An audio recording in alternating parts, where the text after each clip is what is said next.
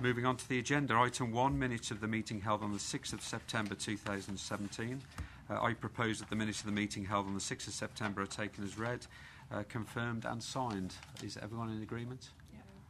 Okay, happy with that? Okay, I'll sign those at the end of the meeting. Thank you. Item 2 is question time. I have not received any questions from the public. Item 3, questions asked by members under Standing Orders 7.3 and 7.5. I have not received any questions from members. Item 4, to advise of any other items which the Chairman has decided to take as urgent elsewhere on the agenda. I do not have any items to take as such. Item 5, declarations of interest in respect of items on the agenda. Do any members have any interests they wish to declare? No? Okay, thank you. Item 6, declarations of the party whip in accordance with overview and scrutiny procedure rule. Do any members have any declarations? No? Thank you. Item 7, presentation of petitions under Standing Order 36. I can confirm I have not received any petitions for this meeting. And we'll move on to our first reports. Item 8 is our first report on winter planning on pages 13 to 72 of your agenda pack. Tamsin Hooton, Director of Urgent and Emergency Care for Leicester, Leicestershire and Rutland CCGs, will present the report, and she's accompanied by Tim Lynch, the Interim Chief Operating Officer. Are you still interim, Tim? I am. Okay, still interim. Chief Operating Officer, University Hospitals, Leicester. And I also see Mark is with you today, so are you presenting today with us? No, I'm not. I can perhaps explain that in my diary I deputised Sir John Adler at the Health and Wellbeing Board, and actually my secretary is mixed. Oh, right. But to be honest, it's always a... I have an interest, so I'll stick around. All right. It's always a pleasure to have you. So, yeah, to have you, but we're here today. So, okay, I'll hand over to Tamsin. Okay. I'll just briefly talk through the covering paper to the winter plan. You've got the full winter plan, which I'll take as read. If you want to ask any questions on the detail of that, then please do. I'm pretty sure I've been here in previous years to talk about winter planning, so you'll be aware it's an annual responsibility of health and social care organisations to make sure that we are jointly developing plans to make sure that capacity and services are adequate to meet the expected increase in presentations over winter, particularly with seasonal illnesses such as colds and flu, and in preparation for events like severe weather. So we have done that as expected this year. It's been led by the A&E Delivery Board, and which has a winter planning subgroup, and we submitted our initial winter plan to NHS England on the 8th of September. Which feels like quite a long time ago now. As part of the winter planning process, we did a review and a stock take of how winter had gone in 2016-2017. And you'll be aware that was a really difficult winter for health and social care nationally, but it was the same in LLR. That's characterised by quite long waits in LRI emergency department, very long waits for handover delays, difficulties in managing surges after the bank holiday periods, and the way that the bank holidays fell last year were that there were 2 bank holidays on a Monday and Tuesday immediately after a weekend, so in essence 4 days when health and social care not working at full capacity, and that pattern will be repeated this year. And so there was something about the kind of planning for that configuration of weekend and bank holidays that caused particular difficulties in the system. And the other key issue that we faced last winter was a spike in delayed transfers of care for patients building up to Christmas, and then in the months of January and February, particularly, so the DTOC rates across LLR, but in Leicestershire particularly increased towards Q4 of the year. So in learning from that and developing our winter plan, it's probably really helpful to kind of note the things that are different for us as a system this year, or the things where we've amended our plans and got new approaches to managing winter surges. One of the key things is that the emergency department at LRI has been redesigned, redeveloped, and I came to talk to you about that last month, I think it was, and the impact that that's had particularly on reducing handover delays. So I was a director on call over New Year last year, and it was a daily feature essentially that there were unacceptable numbers of ambulances waiting outside LOIED and the pressure that was putting on the system. I'm not expecting that that is going to be the same as we go through this winter. There will be days where there are peaks of handover problems, but we're in a much better baseline position on handover delays. So going into winter, we have much more confidence that we can manage that aspect of the urgent care system more effectively. We've redesigned the integrated urgent care system within LLR, and again, I think I've briefed you on that previously. The key feature of that is clinical navigation through NHS 111, and that has had an impact in helping us to manage some of the demand for A&E attendances and ambulance dispatchers. We've still got large volumes of people going through LOIED, but the demand curve is starting to bend on that, so that puts us in a slightly better place. We do still experience peaks of activity, particularly on Mondays and days after bank holidays, and the A&E delivery board's working up a number of proposals to try and address that. Clinical navigation is one of our solutions, but in addition to that, we're working up what we're calling a passporting scheme at the moment, which is essentially kind of proactive care planning in primary care to meet the needs of people who do have a high risk for attendance and admission in different ways, and to divert them away from ED, and that will strengthen our position compared to last year's winter as well.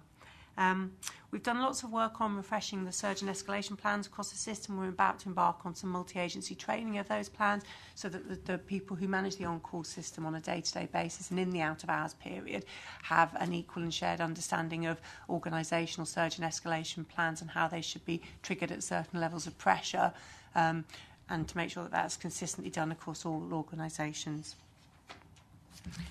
This year we've developed a system-wide flu plan, an infectious disease plan, which we didn't have last year. Each organisation has its own plan for flu and approach to flu, but we were asked by NHS England to develop a system-wide flu plan, which we have done. That's in draft and it's yet to be signed off, but it is in place.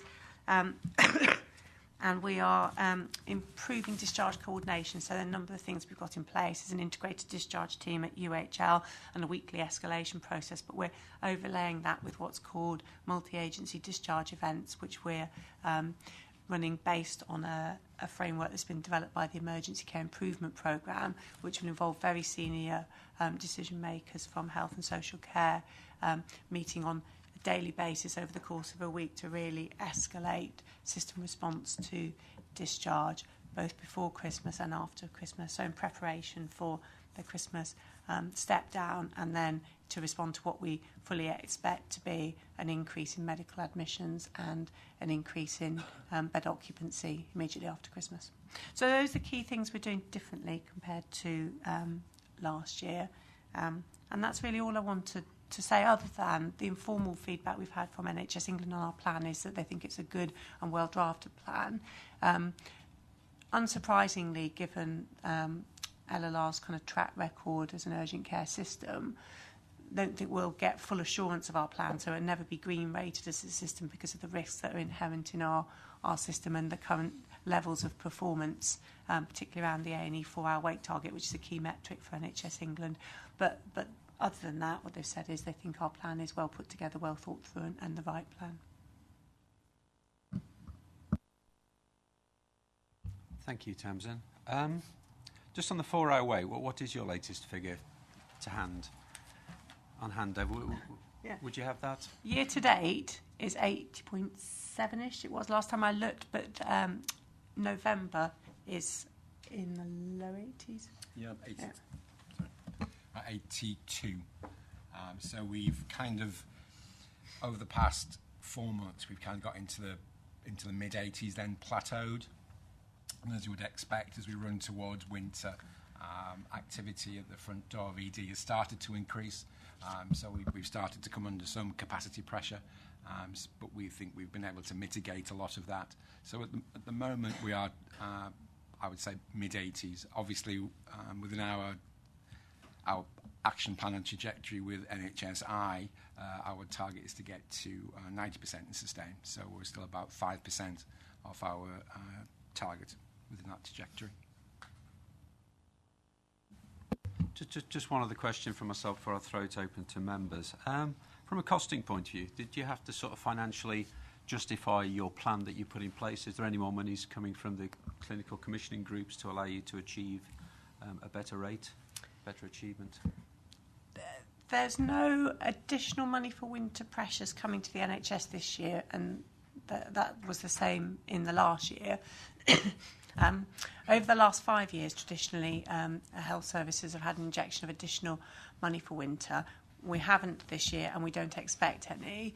Having said that, the CCGs have invested in urgent care in 17-18 over and above 16-17, but those are largely to fund some of the changes I've just talked about. So, for instance, the investment in clinical navigation and urgent care centres across the patch, but not specifically winter targeted schemes. Thank you. Questions from members? Councillor Bedford. Hi. On page 14, you mentioned the key changes. One of the key changes is the new emergency department at the Royal Infirmary. I think we've covered this in a previous meeting around the performance issues that were there when that went live. Is that actually going to be a positive change in terms of helping this, or is it going to be an aggravating factor if the performance isn't up to the required levels? So my view is been incredibly positive in relation to ambulance handovers, which is one of our key risks and concerns last winter. In terms of general kind of flow through ED and the pressures on ED, there is greater space, particularly in majors, and that helps to absorb some of the pressures and demand there. Other than that, I'll ask Tim to respond on that. Yeah, I think if I can break down ED into its different elements, if that would help.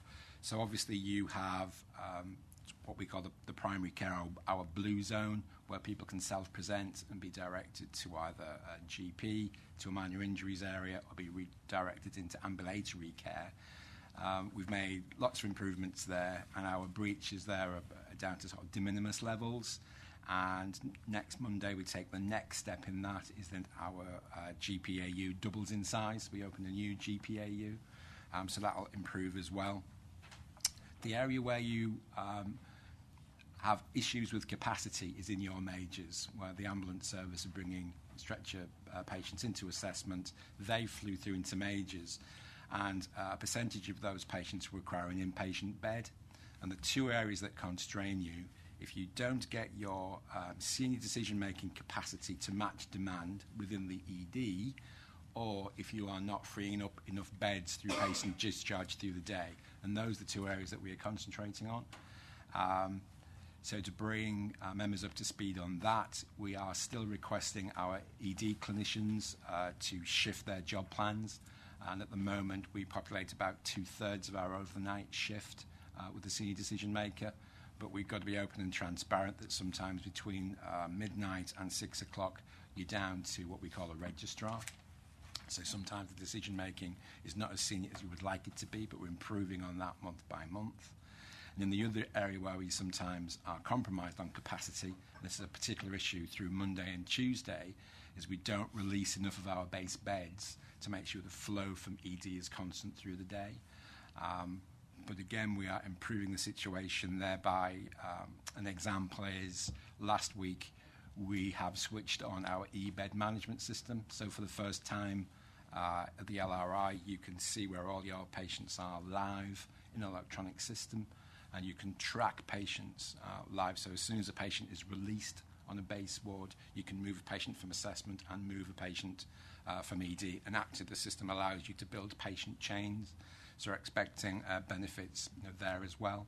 But I don't want to be less than transparent, as those two areas are the two areas that really need day-on-day management and adjustment through the winter. Those are the two areas where you can become compromised. If I go back to one of the points that's been raised, I know before my time in this system, the ambulance handover, we will have hotspots, but in the design of the new department is a full ambulance assessment bay of 15 fully equipped bays, so we can actually cope with, and it can happen in this system, you can have 8 to 10 vehicles all reversing into the bays at once. We have designed the system to cope with those types of loading, those types of peaks in capacity. And when the patient hits there, we know we can do the safety components of an early warning score and that first assessment and eyeballing of a patient we constantly hit. towards 100% in 15 minutes. So the safety and the quality of ambulance handover, I think, is more or less fixed, and it's robust. We will have issues on certain days through the winter, particularly on those key nights where alcohol use peaks, for instance.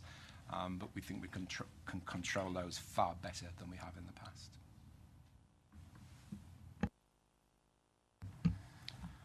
Members, questions? Councillor Fryer. Thank you. Mine is just on page 24. I think it might be just a couple of typos or something, but on the first proper paragraph, that's all the A what? So we're not quite sure what that is. And while you're looking at that, the next one, it says, under additional capacity, primary and community urgent care services have strengthened since the winter of 2017-18. That's, I guess it was. But we just wondered if we'd missed something vital in the first bit. I think it was going to talk about all the additional services and describe them. I don't know what you're taking, so I can't comment on that, I'm afraid. But you're right to point it out and make sure that's edited. Thank you. Thank you. Councillor Hill. Thank you, Chair. Two things. One's very simple.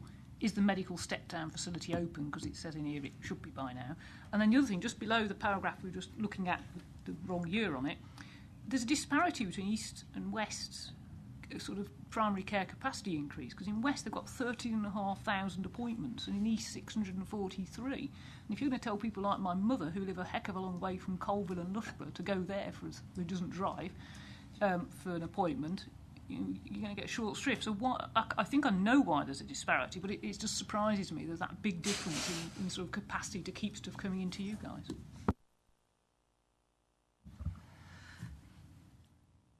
So in terms of the CCG's additional capacity, that is down to individual CCGs to determine what they think they need for their populations.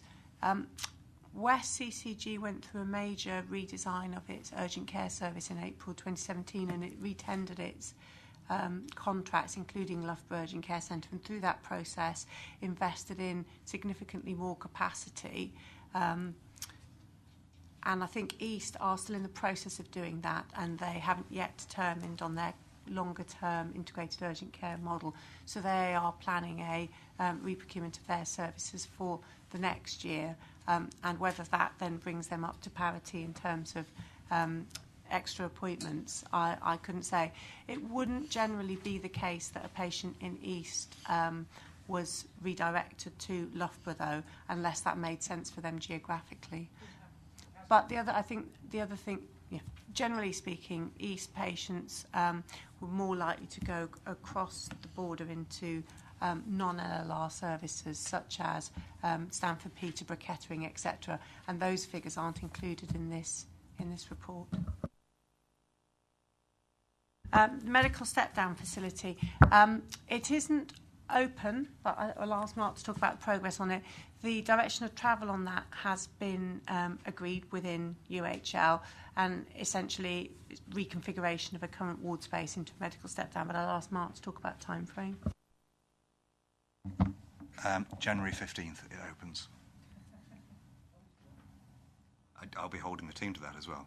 The reason for the delay from where we are now is we thought better to open successfully than by next Tuesday, if you see what I mean. And the staffing model has changed slightly, so we need to recruit some more OTs and physios, because this isn't a medically led ward. This is a kind of a reablement style ward, if that makes sense. Councillor Hack. Hi, just a couple of quick points. I'm assuming the winter plan has been consulted with colleagues across the NHS services. I do note in a lot of the actual the information in the back that cancelling of leave has been part of the strategy. How does that work when we've got a significant proportion of agency colleagues? So the plan has been consulted on and developed by the Winter Planning Group. The organisational specific templates are written by those organisations and submitted to us. How each organisation manages its capacity over the Christmas period varies from organisation to organisation. Some organisations are more reliant on bank and agency than others. One of the reasons why leave for substantive staff is scheduled not to coincide with Christmas and New Year is that's often the time when people who work through bank and agency least like to work. So it's usually a risky strategy to allow staff to go on leave and think you'll get agency staff to cover that, because that can leave gaps. And Tim might want to say a little bit more about that. Well, but in my experience, maybe the vocabulary is not exactly accurate, because I would fully expect right the way through the ambulance service and through acute units, when you're doing your off duty, unless you're rotated to be off, you're in. Leave is brought right down to minimal levels, and that's not just a Christmas issue. That's kind of the classic bank holiday issue. So I think probably cancelling might be the wrong term, but it is controlled. And if you're in the business, I came into NHS as a paramedic. You expect to be at work. It's part of the role. Thank you, Councillor Gamble. Thank you, Chair. Regarding bed blocking at A&E, I've recently had a couple of friends who, one had a heart attack, couldn't get into Glenfield, so ended up in the corridor at A&E for 12 hours before being transferred to Glenfield. And the second one needed something to do with heart, and he too had to wait in A&E for a long time before anywhere came available at Glenfield. Is there a problem with Glenfield being full permanently and bed blocking? No. And even if it's in the margins or by email later, if you can give me any more details, because we honestly, hand on heart, in my time here, we have no need to hold on corridors. We do not do that. So you'd be welcome, to look at our ED. We just don't. There's no need. There's capacity there to do it. Glenfield, no. It normally it's. If I just quickly explain that Glenfield has a CDU, an assessment area, and then you go on to kind of the ward areas. Normally has no trouble with its capacity. Normally, Glenfield's flow is probably a little bit improved compared to the ED flow, because it has got its exactly correct specialist beds behind it, with it being mainly respiratory and cardiac, with a small component of vascular. And one thing we will do going into this winter to try and make sure that continues, because as you would expect, as the temperature drops, we do get spikes in respiratory disease and cardiovascular disease. We are increasing our amount of cath lab capacity, so patients are not having to stay in an inpatient bed before they have their intervention. And that will allow us to increase the beds at Glenfield by 14, which is quite important there. But I'd be really interested in anybody who kind of feels they went through the experience of sitting on a corridor. If you could help me with that, if you wouldn't mind, even if that's in the margins of the meeting or by email later. Thank you. It would be really helpful. Okay, thank you. Councillor Taylor. Thank you, Chair. Just on page 15 of the report, under item 10, the A&E Delivery Board, sort of saying that they're going to be managing the pressures over the winter and reporting into the LLR system management team. I'm just wondering how reactive they can be to a changing situation, what they can to sort of change your priorities if needs must. So the board meets fortnightly, which is quite unusual for a board, so that gives them the ability to respond. But I suppose they are supported by my team, which is a substantive team, and it's our day-to-day responsibility to manage the system escalation calls. So the ability to be responsive is really led by my team, and I would report into John Adler. So we do have the ability to take action outside of board meetings. We don't normally route everything through board meetings.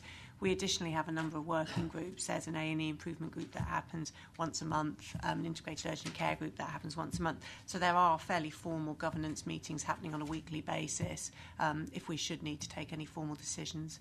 I think our approach tends to be more escalation through senior officers, though, in times of difficulty to get real-time responsiveness. Any more questions from members? No. I just have one. But I asked earlier on cost basis, and obviously there's no more money in the pot. From a headcount point of view, you obviously have headcount or you have resource issues. So obviously when you look at a previous year's performance and then you try and improve that for this year, I mean, I'm sure in 2018 we'll be looking at how you got on in 2017 winter based on the planning that you've now done. I mean, do you have a sort of feel for, are you able to put more headcount into this? Do you have more resource, or is it just getting the facilities in the right place and use of? No, you've alighted on an issue that's national in the NHS about headcount and expanding headcount, particularly in key roles such as registered nurses. So what we have not done is predicated a winter plan on sort of, extra GPs or extra nurses that really do not exist. I think you have to be open about that. So what we've tried to do throughout this year from last winter is actually maximise our capacity. So at times we can actually reduce that. So we will inflate our escalation areas. So we have escalation beds and chairs on the likes of our EDU, our AMU, and some of the surgical assessment areas. When we open them flexibly, they might open and close 3 times in a 24-hour cycle. And that's how we keep ourselves resilient. I would be being dishonest to say to you that we can go out and open 20 beds and staff them with the right number of RNs. They're just not out there. So we have not predicated the plan in that way this year. We've done it in other ways. And I think it goes back to one of the issues that was raised by Councillor Hill about trying to look at medically optimising patients and better distributing your staff towards. So in that way, we'll be able to release between 6 and 8 registered nurses to the other base wards to keep them running far more efficiently. It's just an example of how we've tried to do things slightly differently this year, if that helps. I think it was a positive. I mean, I think with all the press about the NHS and the problems that you have, I found every department that you'd asked to put into the plan was positive. They weren't talking about, kind of dwindling stocks, dwindling resource or headcount. It was very much, right, here's a problem, what can we do to look at what was happening last year? And I just found it was positively put together. So let's hope it works and look forward to seeing the delivery of it probably later next year. So, okay, can I thank Tamsin, Tim and Mark? You're more than welcome to stay. I know Tamsin is presenting the next item, but you're obviously more than welcome to stay. Item agenda 9 is the non-emergency patient transfer service. The report is on page 73 to 80 of the agenda pack, and as I've said, Tamsin is going to present this report. Thank you. Yes. So the report is an update on the commissioning of non-emergency transport for Leicester, Leicestershire, Rutland, so the 3 CCGs within that footprint, and that took place on the 1st of October this year. The previous service was provided by Arriva Transport Services, and the current services are provided by Thames Ambulance Services Limited. You will, I'm sure, be aware that that transition has not been without its problems, and we've had significant issues with delays to patient transport and difficulties in patients and healthcare professionals getting through to the control centre that manages the transport system. We put significant amounts of effort into the kind of pre and post mobilisation of the service, but there are a number of key issues that are driving that, what we consider to be an unacceptable level of performance in the first month and a bit of the service, and they are detailed in the report. They include difficulties in the interface between the outgoing contract provider and the incoming contract provider, which the commissioners tried very hard to ameliorate and manage, but they did have an operational impact, and that included difficulties in making sure that staff were communicated prior to transfer, and also some difficulties in the transfer of patient data to make sure that regular bookings were logged into the new provider system before go live. Most of those issues are now resolved, but there are still some ongoing kind of thematic issues, and we have worked with TASL to generate a recovery plan to address those. The key issues have been the way that Thames Ambulance Services online booking service operates for healthcare staff to book patients onto it. And difficulties in the way that service is accessed and the way it's configured and the access rights that hospital staff had to use it has led to a spike in people reverting to the telephone call centre, which in turn has meant that that telephone control room has been oversubscribed, which has meant that both patients and healthcare professional staff have had real difficulty in getting through to the control room to amend bookings, and that then has a knock-on effect on operations throughout the day. TASL have developed a recovery plan in conjunction with commissioners and the hospitals, which has led to kind of a fairly fundamental redesign of their business processes, essentially. They were working out of a single control room that covered Lincolnshire, Northamptonshire and Leicestershire, as well as parts of South Yorkshire. They are now disaggregating that, and there will be a specific control centre and planning function for vulnerable patients, including renal and oncology patients, because those tend to be regular patients that have their own special needs, and often those drivers really get to understand those patients' needs and the best people to help support their management. So that's being disaggregated from the rest of the system. Discharge, transport, planning and coordination is being devolved to hospital sites, so TASL will work with UHL and LPT to develop local control of discharge transport. And there will also be a Leicestershire-specific control room for the remainder of the business, which is essentially largely outpatient transport. Thames Ambulance have also really listened to what hospital staff are saying about how this health cab system is configured and how it's difficult for them to get an overall view of hospitals' overall hospital activity, as well as lack of flexibility for people to amend bookings once they're made. And some work has been done by TASL to reconfigure people's access rights in the way the system is structured, and that has taken place over the last couple of weeks and is now in place. So that has been from our perspective the right response to what we diagnosed as a really critical issue. We now have to go through the process of retraining staff right through UHL and LPT on the system as it's newly configured. There have been some issues around overall capacity within the transport service. Those were particularly acute in the first week and a half of the service, I would say. Some of those related to 2P staff and abnormally high sickness levels on the first week of the contract. But as TASL has got to know the staff and embedded kind of its relationship with 2P staff, those things have to a large extent dropped off, and the newly recruited staff that Thames have brought in to meet demand have come on board and finished their training and been able to provide the capacity we need. So overall kind of staffing capacity I don't think is particularly our issue. We still do have the residual issues about the overall kind of planning and dispatch and control room function. TASL completed their consultation on changing their business structure and where staff are working from on Monday of this week, and so we'll be meeting with them tomorrow to talk about the rapid move to that new way of working, which we think will address most of the problems that we're currently experiencing.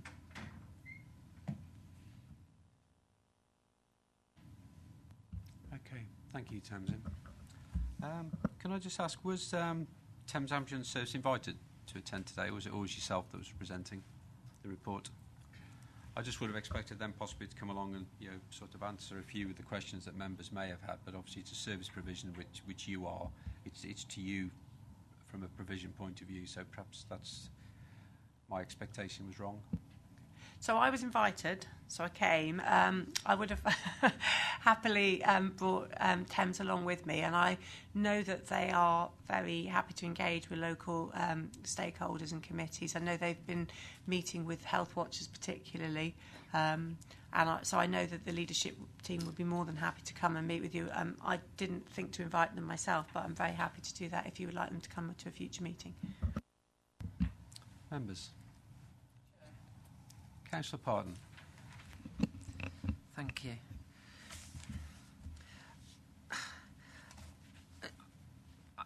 I'm confused because when a contractor finishes their contract isn't renewed, and then it goes out to tender, and you pick a new provider, when they submit their plan, you would think this is what we want and this is what we can offer. But am I hearing this properly? That as they were taken on, they had to rejig their plans again to cope with the issues, to which. How come they didn't already have a plan when they came up with a tender to say, well, you know, how would you cope with this? Well, we would do this. It was if they got the contract and then they had to rejig their plans. I could be wrong, but that's how I'm reading and listening into it. Clearly, they did put forward how they would respond to our service requirements and meet patients' needs when they submitted the tender. And we did test that along with the other bidders through the procurement process. On paper, it wasn't anything that we were concerned about. In reality, when they came to mobilise, it was something that we were concerned about. And I think it was only 2 or 3 weeks into mobilisation where they kind of recognised that they needed to have a fundamental rethink about how they were going to deliver our contract. They had, in the intervening period, commenced services in Northamptonshire and South Lincolnshire as well, and I think the cumulative effect of delivering those contracts in the service model that they'd put together, they realised it wasn't going to meet the needs of those counties. So I think credit to them, essentially, to recognise an early stage of our contract that they needed to respond in a fairly dramatic way, but they had thought through how they would deliver the contract and put it to us on paper in a way that we were satisfied with. So, Chair, please may I make a request that that provider attends the next meeting, but also to have a report from them to see, well, when you bidded for the job, what you know, what did you submitted, and what have you had to change and why? Because it just seems rather alarming that someone bids for a job and then has to have a fundamental rethink about how they're doing it, and virtually admits mistakes about 3 weeks into a contract. That's not, incidentally, any criticism of you. But it's just, as a transport provider, to be making fundamental changes 3 weeks into a contract, it just raises alarm bells, thinking, how competent were you in your bid writing? And were you that either persuasive or had the track record into this company been looked at? See how they'd managed previous rollouts? I think certainly from your questions, Councillor Pardon, that's something that can be looked at. I think when you read the report, you obviously feel sorry for them, because I think a lot of the report is the previous incumbent, Arriva, didn't do a very good job on handover. That's what I got from the report. It wasn't a fair picture, and they didn't really work together. I mean, there was presumably there's clauses in contracts that say, you know, up until the very last day of delivering a contract, we expect performance to be sort of correct. And I'm sure there may be clauses, whether it was in place with Arriva, but I'm sure going forward with the new incumbent it will be. But I mean, from a public perception point of view, this was a great interest. It's been obviously in the press and the Mercury. I mean, from a Health Watch point of view, I know sort of Rick Moore, obviously as chair, will possibly sort of be looking at this. So anything you want to add, Rick, on the? Yes, if I may, Chair. I mean, firstly, it's very, very early days, and I think if it hadn't been for the cycle of meetings, I'd probably be quiet today. But we were concerned enough with what we'd heard that we invited Tassel to our October board meeting, and they did come along and present. Commissioners were also there. But I think picking up Councillor Parton's point, and also picking up the Chair's point, trying to find the balance of fairness, Health Watch board members were pretty unimpressed with what they heard. And one board member described it as listening to a rabbit caught in the headlights of a bus, which one wouldn't have thought should be possible If I give an example, because I think, in fairness, I ought to, it appeared that for an operative, so a driver, let's call them for the sake of it, to make contact with base, they had to use the telephone number that the public at large used.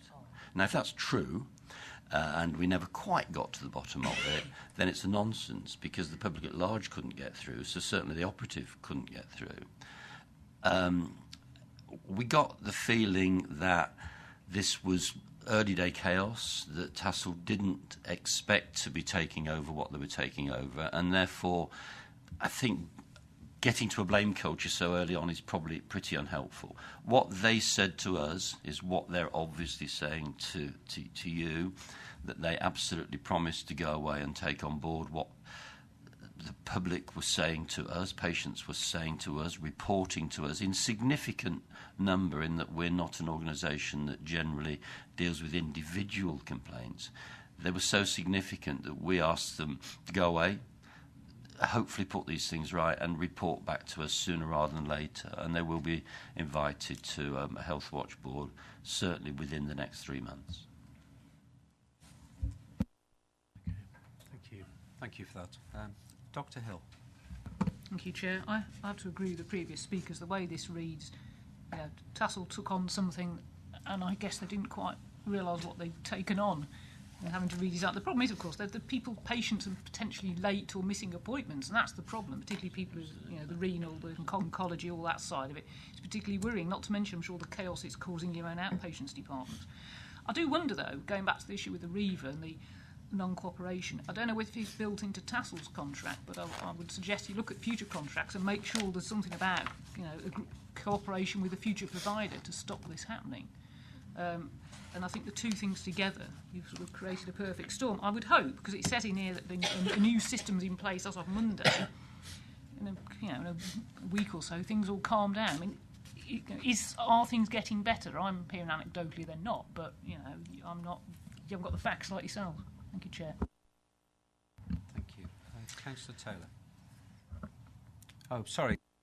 Sorry, Tamsin. What I want to say was I think some things are better, particularly since the first week, which was unacceptably bad.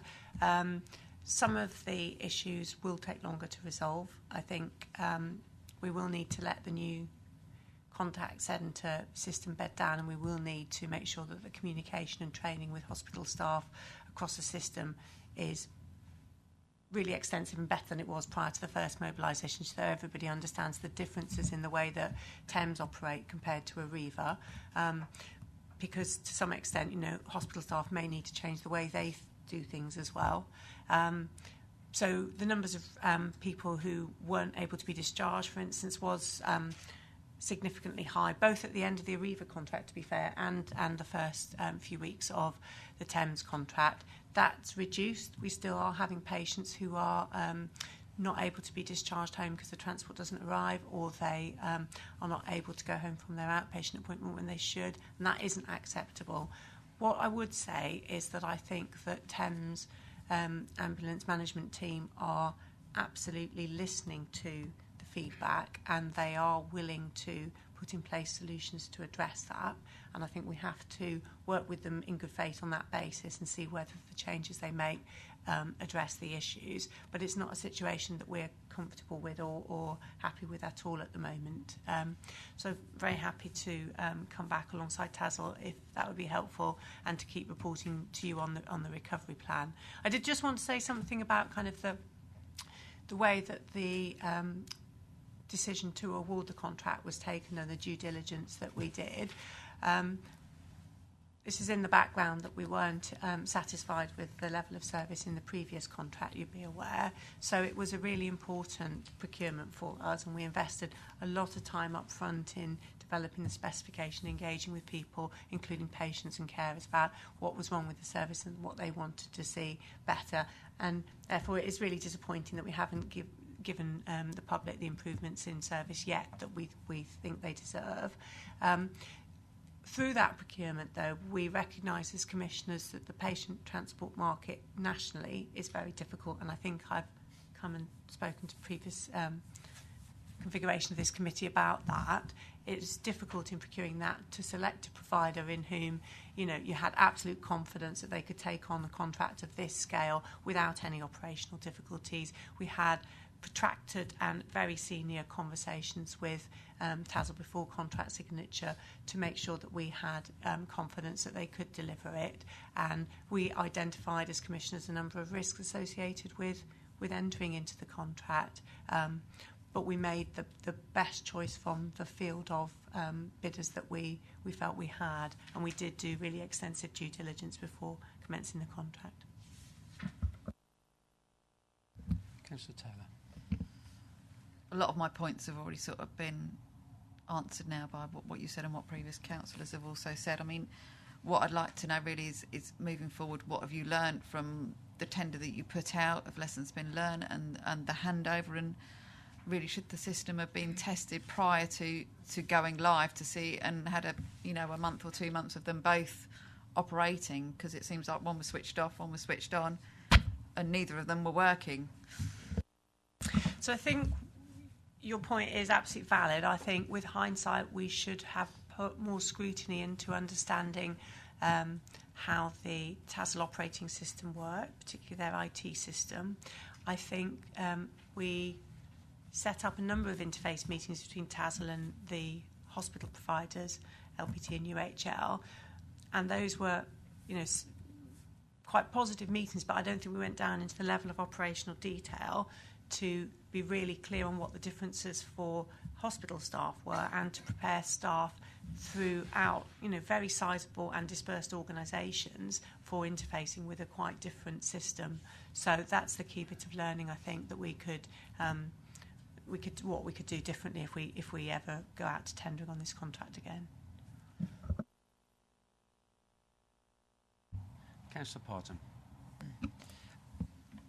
The Arriva contract, are you, or do you have the ability to take any action against them for their negligence at the end of their contract, or is that something? To what extent will you be doing that? Well, firstly, I certainly wouldn't use the term negligent.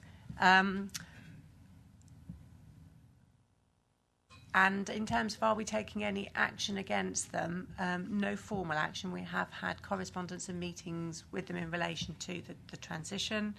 I think from their perspective, because I think it's only fair to sort of give their view if they were asked to attend, I think they would say that they operated within their information government and staff management protocols.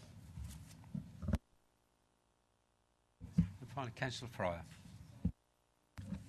Just for clarification, how long is this contract with TASL for, and are there sort of review times, or the length? If you could just give me just how many years and what the governance is of it briefly. Thank you. So it's a 5-year contract. It does have both extension and early termination clauses within it. So we're not in a position yet, I think, where we're reviewing the length of contracts, but that's what the contract is. It's 5 years. And the reason for that initial contract term is the really substantial investment that providers need to make in capital to deliver transport providers, and anything less is very expensive to do in capital terms. Thank you. I think just a couple of comments, really. I mean, Lincolnshire and Northamptonshire were also experiencing the same issues, so it wasn't just local to this area. So whether the incumbent provider before in Lincolnshire and Northamptonshire was Arriva, not too sure. But so that they've obviously had a problem, but hopefully that'll be addressed.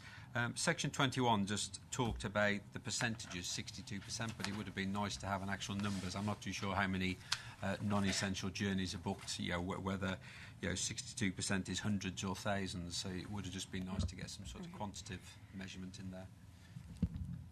Absolutely. I think there are about 700 journeys a day, to give you a flavour for that. And on the point of working with the other counties, we did work with them prior to mobilisation, but we've ramped that up since mobilisation because we identified that the problems we were experiencing, they had experienced and were experiencing too.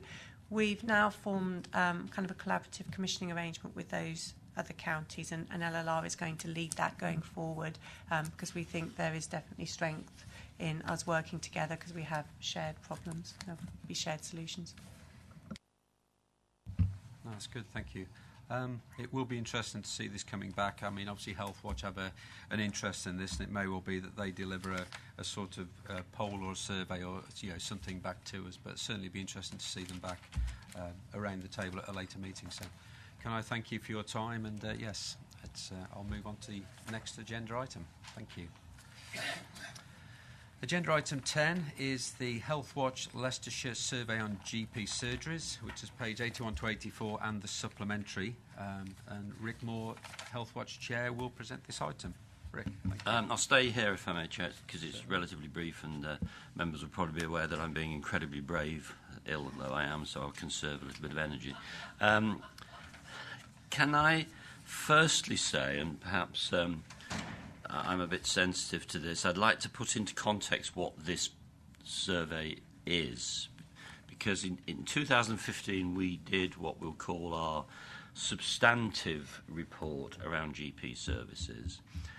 And that raised regularly the issue of GP appointments. We sort of backfill as we go, and we've developed this idea of quick polls. But at 5 to 2 this afternoon, I got an email suggesting that a senior manager in the health service felt that 240 people wasn't much of a survey, but it is what it is. And it's predicated on a resource issue, that we want to keep this issue around GP appointments and any other thing that comes to us live, and we therefore would just ask committee members to take into account that it is what it is. So if you find me sensitive to an email that I received at 5 to 2, I apologise in advance. It's probably to do with old age. So what did we learn?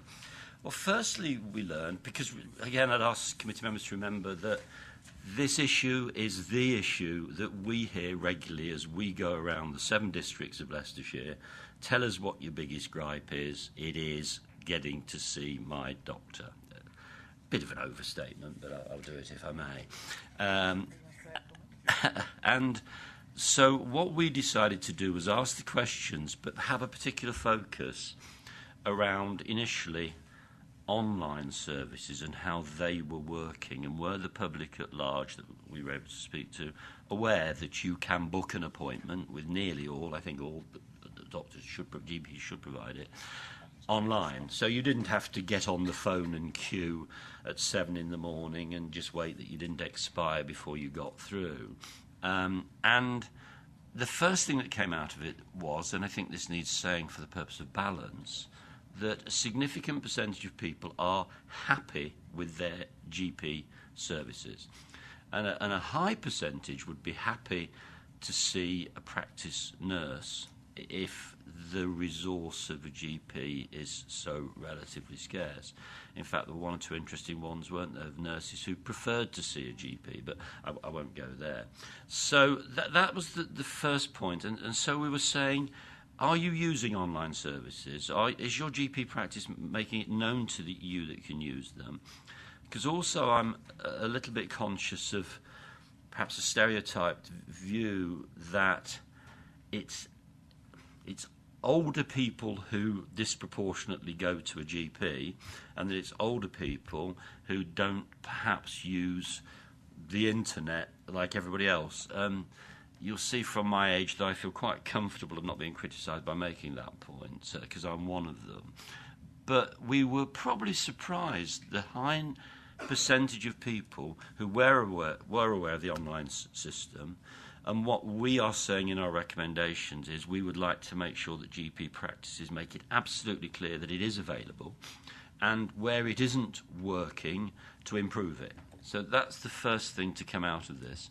You'll see one of the stories of an IT specialist. He works in IT for his living, who couldn't even manage to log in to his GP's online service. So patently there can be improvements. So firstly, it was very much around that. The second limb of it was about asking people whether or not they felt that they were getting referred sufficiently properly and regularly to other services that were available. I think we're very conscious right now of the whole mental health issue. Yes, probably lack of a resource at the end of the line, but were GPs saying these are the things available to you? And they weren't, and so we will be reporting that they need to up their game in that regard. It is a fact, of course, that if to many other services you are referred, you could wait a disproportionate amount of time. We've really not sought to go there. We've sought to make sure that GPs are offering that service and that advice. And then the third thing I think that's come out of this piece of work is around carers, because GPs' practices have a responsibility and obligation to identify carers and to point out to carers what help, support is available to them. It was fairly obvious from this brief poll that often wasn't happening.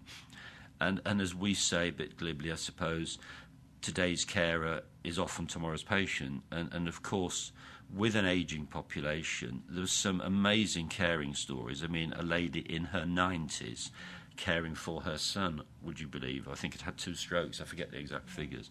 So we think that GPs should be doing a lot more in making clear what is available to carers. And again, the whole caring system, which I call the Cinderella system of health and social care, regularly recurs at meetings, in this building.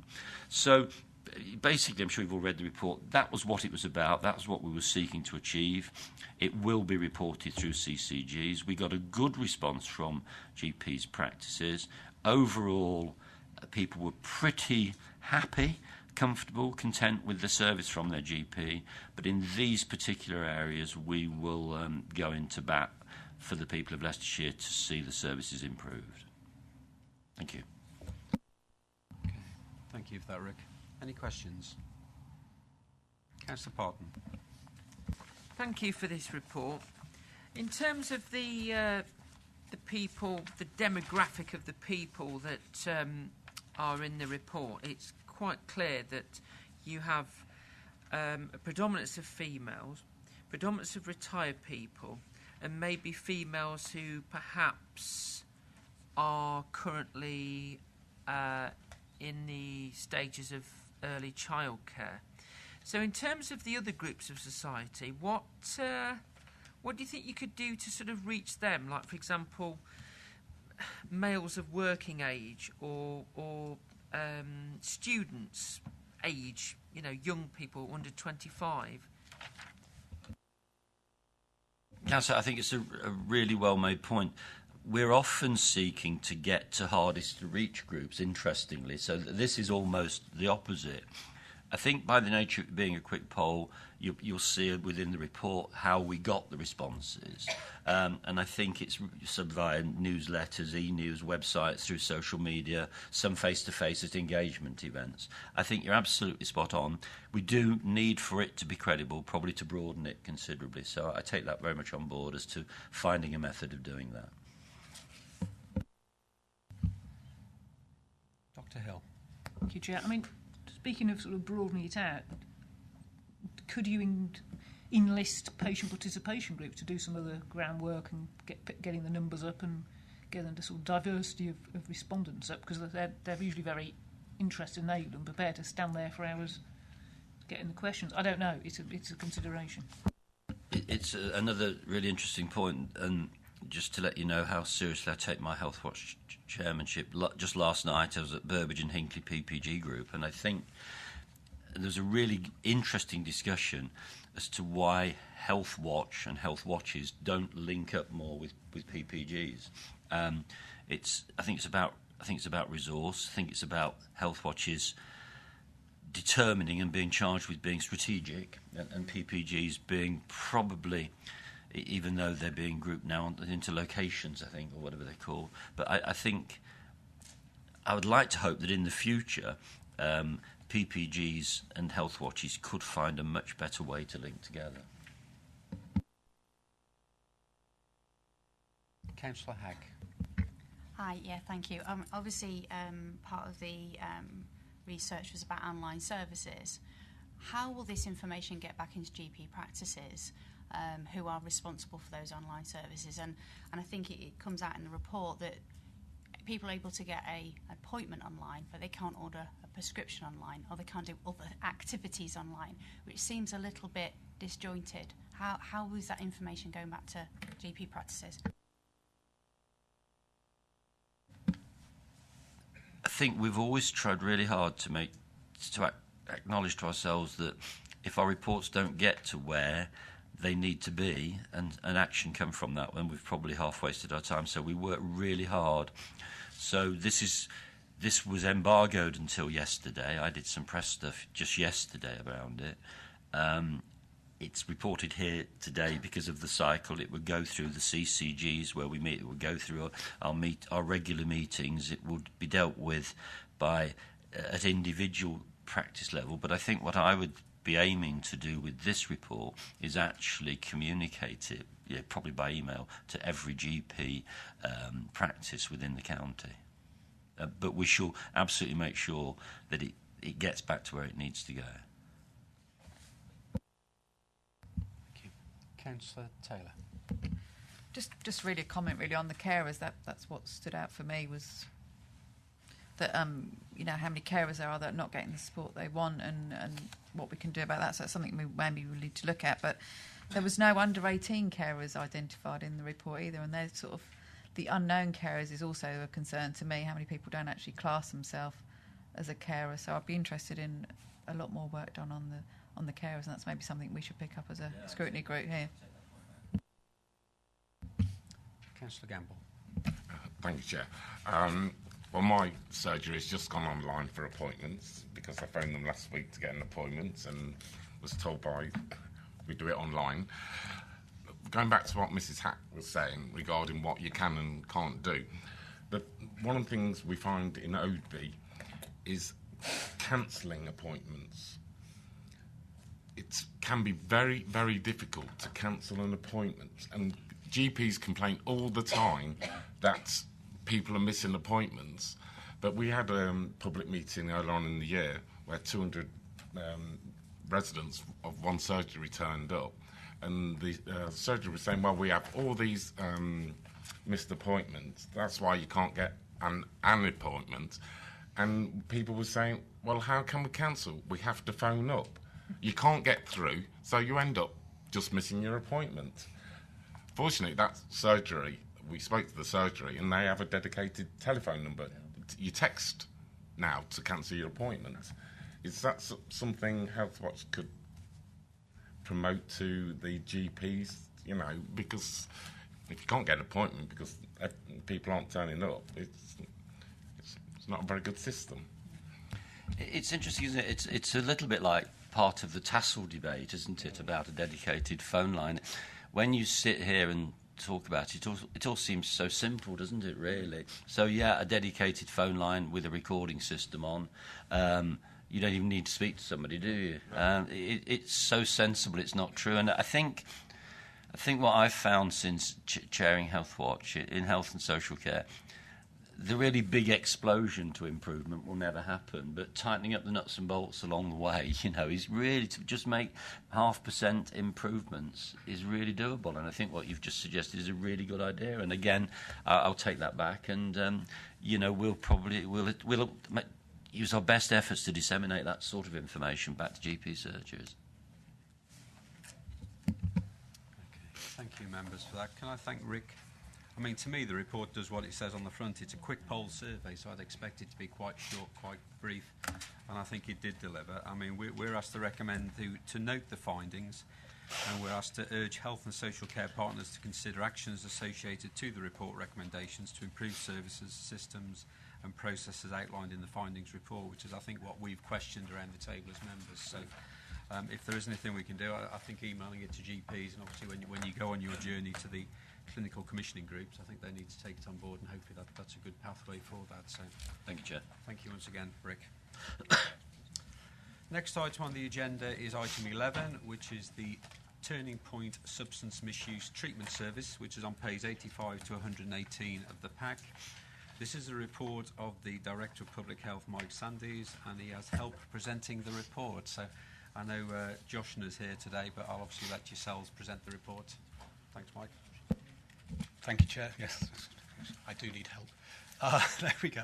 I'm just going to hand over straight to Joshna Mavji, who you would have met last time around, who's also the consultant lead for sexual health, but today in her role as consultant lead for substance issues, joined by two colleagues from Turning Point, who I'm afraid I've not had a chance to meet before the meeting, but I'm sure will introduce yourselves in due course.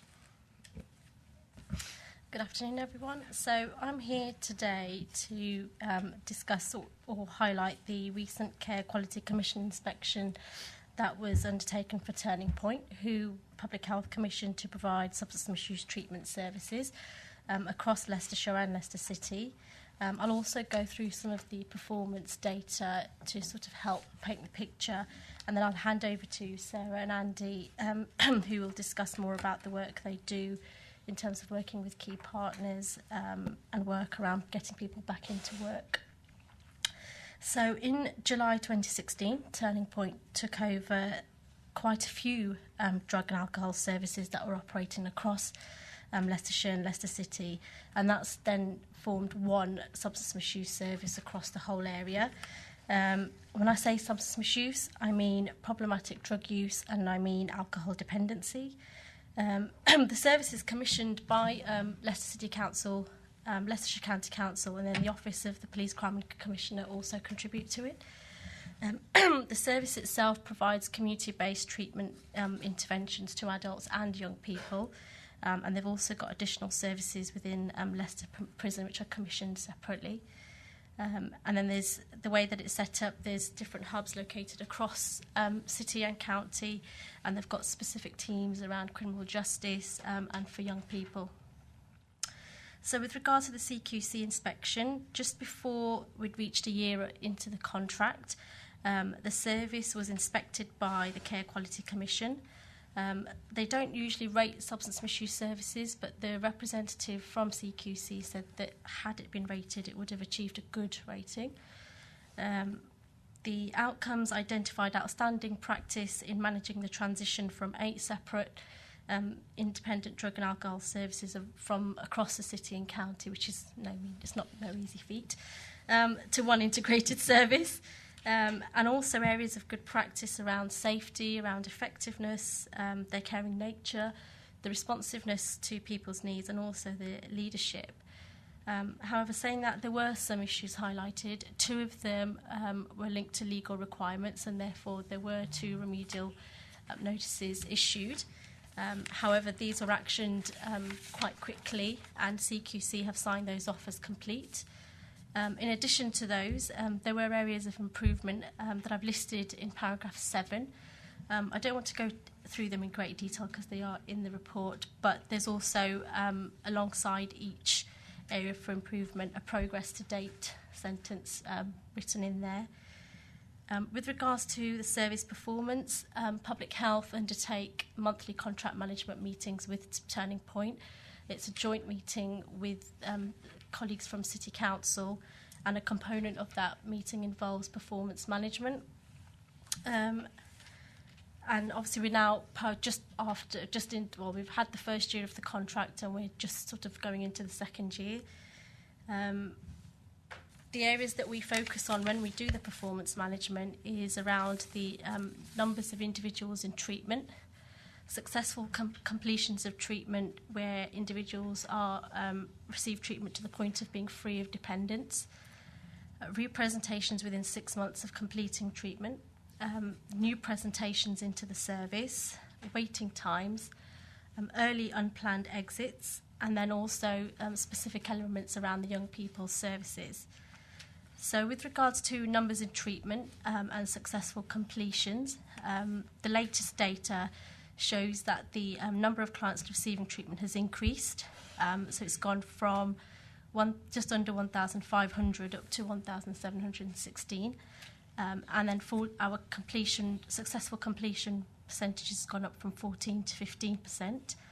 And when we look at the breakdown into specific categories, the figures are actually similar to national figures. So they're broken down into groups which include opiates, individuals presenting with issues around opiates, non-opiates and alcohol. When I say opiates, that's focusing on drugs such as heroin.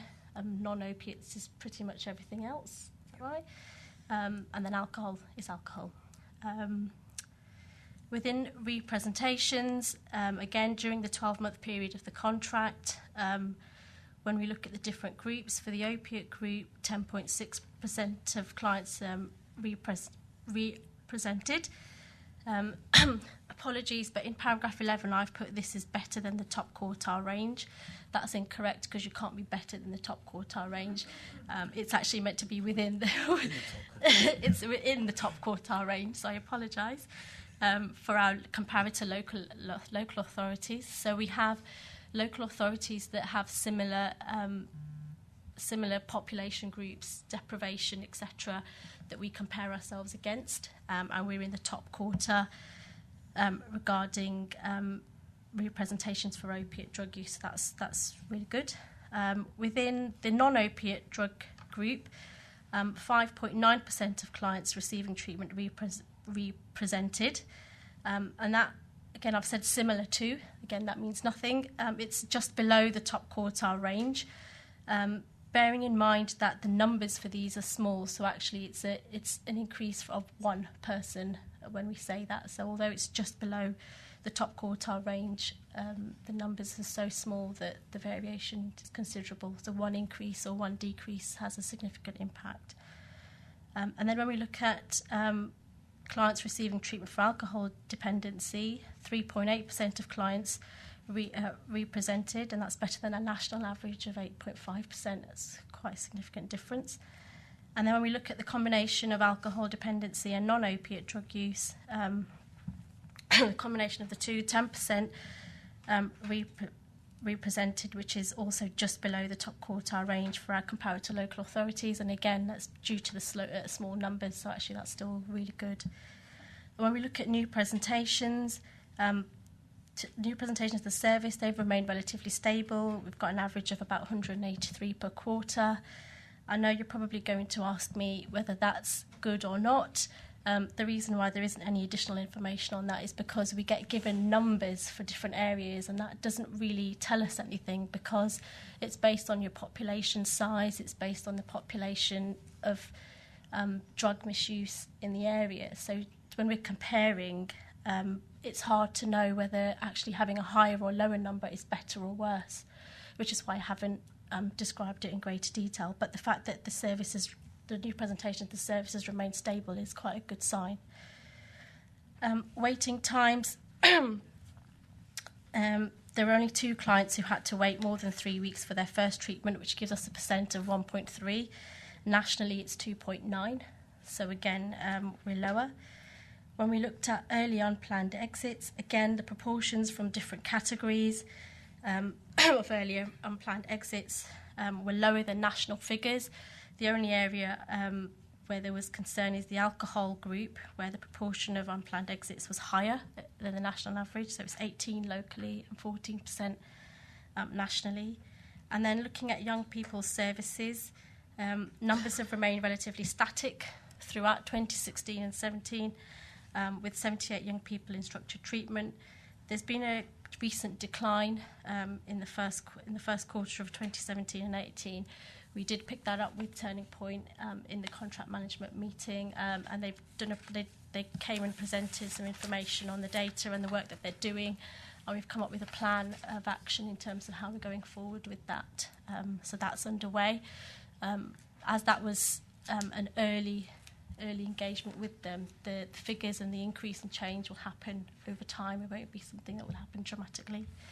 So I'll hand over to Sarah and Andy now to go through the next section. Okay, so I'm Sarah Hancock-Smith. I'm the Senior Operations Manager for the Turning Point contract across Leicester City, Leicestershire and Rutland. And this is Dr. Andy Ball, who's the clinical lead.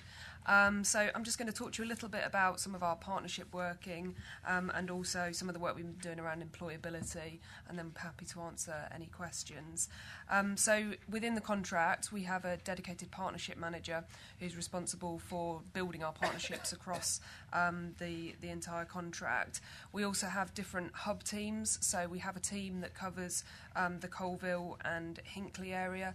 We have another team that covers the Loughborough and Melton area. And one of our city teams covers Oadby and Wigston and Market Harborough. And those hub managers will engage with some of the districts in terms of specific campaigns that might be going on. There's a particular piece of work that has been going on in relation to Charnwood Borough Council alongside the police as well. There was some incidents of increased needle fines and drug-related litter, and there was a multi-agency piece of work undertaken to try to address that collectively, which has been successful.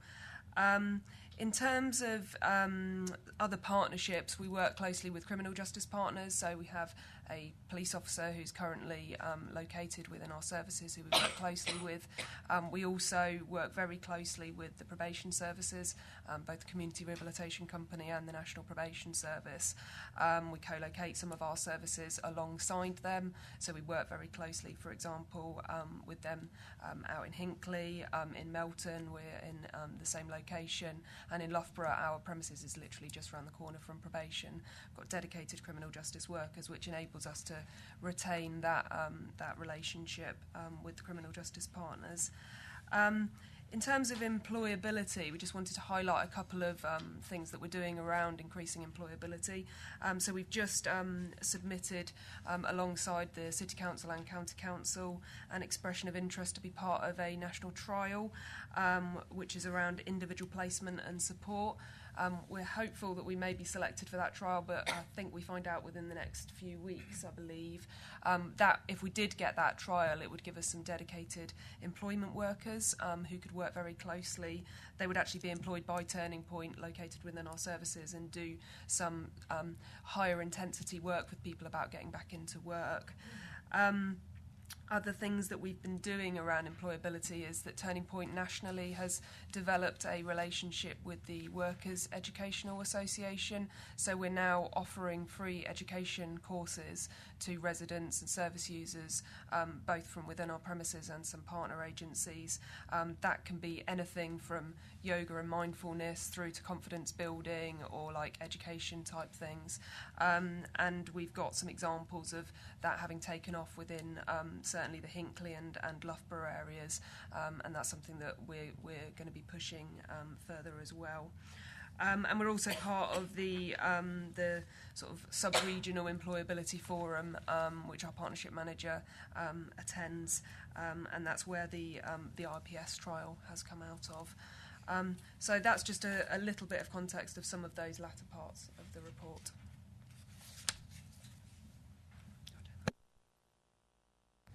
Thank you for your presentation. I'll open it up to members. Councillor Wright. Thank you, Chair. Just on page 87 under point 10, where you just gave us new figures of 1716 people receiving treatment, but 15% successful. That seems to me as quite low. Is that, I know it's sort of on par with national, but is that something that you'd be trying to work up? Because it might appear to be quite low, but it is within line with what the national average is. So anybody who gets transferred to prison, anybody who drops out of treatment comes out of those figures. And it's done as a percentage of people who have been in treatment within the year. So, for example, if we had 1,000 opiate users within treatment within that year, what percentage have left completely free of their script and substance of choice? The figures do range dependent on the type of substance. So the opiate rate is around about 8%, which is pretty good, you know, we're in terms of that. But the alcohol rate is more like 45, something like that. So you do see differences. I mean, we're always striving to drive up successful completions because ultimately that's what we're here for. We've been doing some local tracking on the first 3 months of year 2 of the contract, and that's looking very positive. Our rates of successful completion, particularly around alcohol in the county, are much higher than our rates in the city. So I was actually at a performance management meeting this morning where we were looking at some rates around 60% coming through, which if we'd got that, it would be very good. So I mean, those figures would look much better. So maybe next time we get a report that we have it broken down into to the different levels, and that gives us because that, to me, when you read it, looks very low, but the figures you've just given is much better.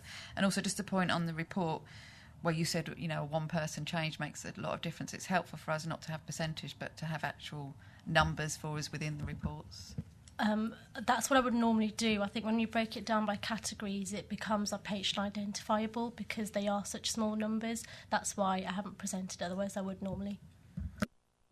And just to say in relation to the successful completions, because around about 75% of our service users are opiate users, when you then look at the combined successful completions rate, which is 15%, it doesn't really tell you an awful lot because the opiate level will always be lower because of the nature of the fact that you have to get somebody completely off of their prescription, which is a really challenging thing to do. Thank you. Dr. Hill. Thank you, Chair. I think it's interesting insight into what you do. One thing just interesting from a conversation I had with somebody a couple of weeks ago is how much of an issue do you see or referrals do you get from the sort of so-called legal highs that are out there, which are not necessarily legal at all, but because I know that falls within non-opiates, but there is a sort of a whole issue, and I don't know, how much of a problem do you see it now, and do you think it will become? I mean, we're increasingly seeing legal highs, and a lot of our opiate-using community also use legal highs at the same time. So it's a kind of, I mean, nowadays you would classify most drug users poly-drug users rather than single substance misusers. So their kind of Venn diagrams of those two populations overlap considerably. In terms of pure just NPS use, we get less people coming in, and sometimes that's because you haven't got a alternative substance to offer them. But we are seeing, some more coming through, and the treatment really is, a counselling response to those. Yeah. Councillor Parton.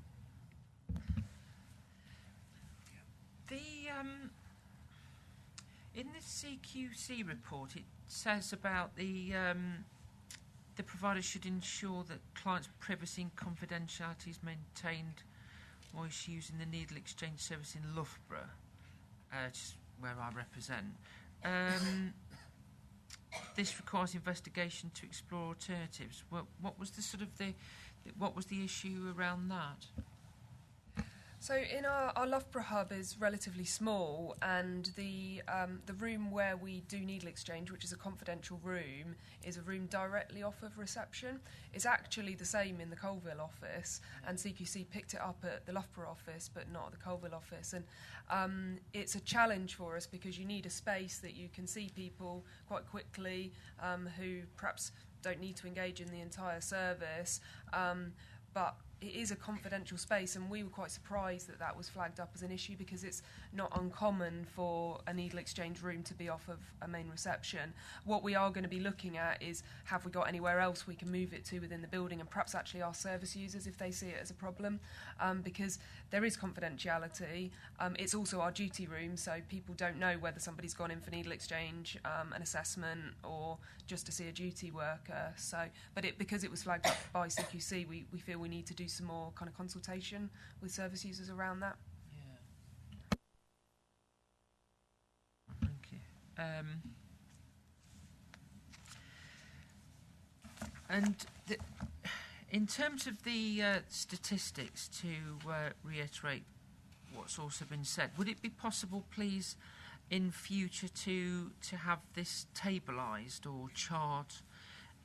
Because there are actually a lot of figures, but if they were presented in charts, we would be able to see and contrast and compare as time goes along, if we may. I appreciate, the contract's only recently started. Yeah. Thank you. Thank you. Councillor Bedford. Hi. On page 87, you mentioned about young people's services. Excuse me.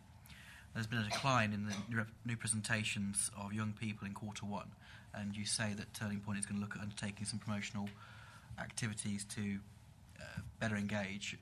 Early intervention is obviously really key to relieving the burden on the state and on health services later on. What is going on in terms of getting younger people more engaged to use your services? Okay, I think that this is the area where we're wanting to put the biggest focus at the moment in terms of addressing some of the data that's coming through. So we. Sort of to be upfront about it, we changed the setup of our young people's team to make it young people's and young adults team to try to better meet the needs of the 18 to 24 age group. So we made that team work with under 18s and up to 24-year-olds. And I think that by doing that, we had very much the right intentions to meet the needs of that cohort.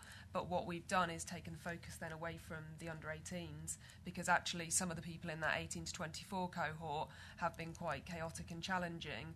We've actually seen really good successful completion rates from those 18 to 24s, though, because of that different approach. So we're trying to rebalance it back towards the under 18s, really, to give that dedicated focus. Our young people's team has about 50% of the caseload of our main teams to give them that additional time. And we've also been doing a lot of promotional work, because you're right, that kind of getting in there early with schools, children's homes, going out and doing talks to them has been one of our key focuses recently. So our Young People's Hub manager has contacted all of the schools to, again, re-offer our services. Youth offending service, we've also seen a decline in the number of referrals from. So we're doing some work with the youth offending service management team. But it's something that immediately we saw that, we recognised it was a problem and want to respond to it, really, because, you know, if we can get young people into treatment early, then we can hopefully prevent them from presenting later on. Councillor Fryer. Under the employment opportunities on page 88, you've, with the County Council and the City Council, submitted an expression of interest regarding a national trial. If it's successful, this would go live on, I presume, something like the 1st of April 2018 and run up to the end of March, which is a 2-year trial. I appreciate that. Do you know when you will find out whether you have been successful, and will it give you enough time, for example, if you didn't get the information until February, to get it all in place to set up? Because I think this is really quite exciting, but it's and interesting, but it can't just switch on, you know, you need a bit of lead-in. I think that they're selecting about 7 or 8 nationally, and there's a lot of conditions that have to be in place for providers. So you have to not be up for retender within a certain number of years, you have to have rural and urban. So I think we've got quite a strong chance, actually, around this. My understanding is that we should find out in November or possibly December, and that would give us plenty of lead-in time for a contract of that size. The main sort of mobilisation points would be recruiting suitable staff, which is sometimes a challenge. I mean, Turning Point has got experience of delivering employment services. We've got some employment services in Nottingham, so there might be some scope for us to kind of bring in some of that expertise short term. But from what I understand, the mobilisation periods should be sufficient for us to get ready for go live then. And certainly the experience of, with the main contract, which was a £8.5 million contract, we found out, well, I didn't work for Turning Point at the time, but in February to go live in July, it was successfully mobilised, and obviously this would be much smaller. So hopefully that gives you the reassurance that Turning Point's got the expertise around mobilisation. Thank you. Could I just ask a supplementary, please, Chair, is the fact that if we are successful, and I truly hope you are, that they could report back to us, say, after 6 or 9 months of the process to see how it's progressing and whether it's made any difference. I think you have to give it 6 to 9 months, but that would be very useful, I think. Councillor Hack. Hi, thank you. Thanks for the report. I just wanted to understand the level of success of people successfully coming out the other side of treatment. How much of that is reliant on other services? Because obviously a lot of individuals who have complex lives and have other issues such as mental health, be homeless, have offending behaviour. How much of that success is hindered by other services not being able to give you that support? I think that you're absolutely right to raise that. Multi-agency working is absolutely crucial to what we do. There's not many of our service users who aren't engaged with another organisation, and that's why we'll try and work as closely as possible with other organisations as possible. I've already described some of the criminal justice working. I think that where services generally are being stretched, we are starting to see the impact of that. So, for example, where people have got budget cuts and they're seeing people less frequently, that can then have a knock-on impact upon our staff, who then feel that they have to try and pick up the work that's not being done elsewhere. But then we've also had budget cuts, so it makes it very difficult. So it is a big challenge. I mean, Andy might have something else to add in relation to mental health. When people have a mental health problem as well as an addiction problem, we call it a dual diagnosis, and kind of trying to get services together around dual diagnosis is something that I guess we've been trying to lead on a bit, and we've had meetings with LPT. I now spend a session of fortnight at the Bradgate unit seeing people with a dual diagnosis there. And we're trying to, at the moment, write a kind of document to go forward around how access to our service users into LPT and vice versa. I think it's kind of key for that, really. Yeah. Okay, thank you. I don't think we've got any more questions. Can I just ask, the report states Leicester and Leicestershire, but you did mention Rutland earlier. Did you cover Rutland? So the answer is yes and no. So in terms of this specific contract, it was Leicester City, Leicestershire, and the OPCC.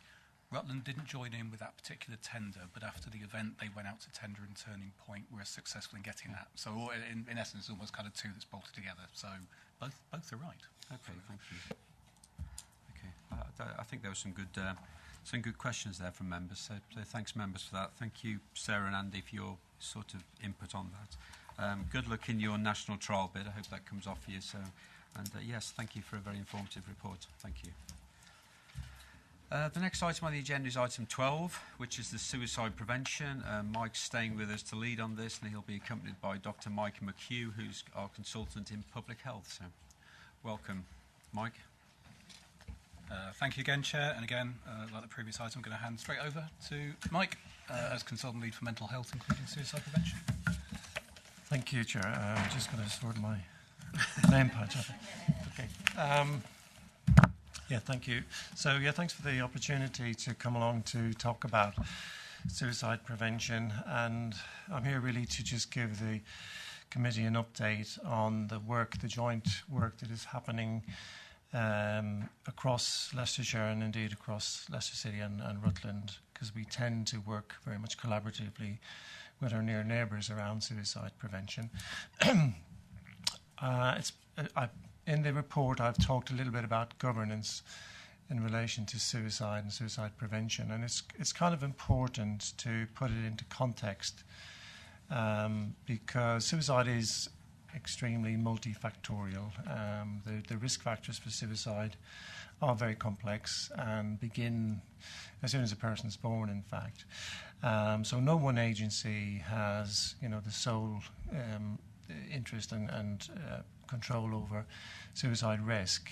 And it's fair to say that until relatively recently, as communities and as organisations, we hadn't been that good about coordinating our efforts around suicide prevention.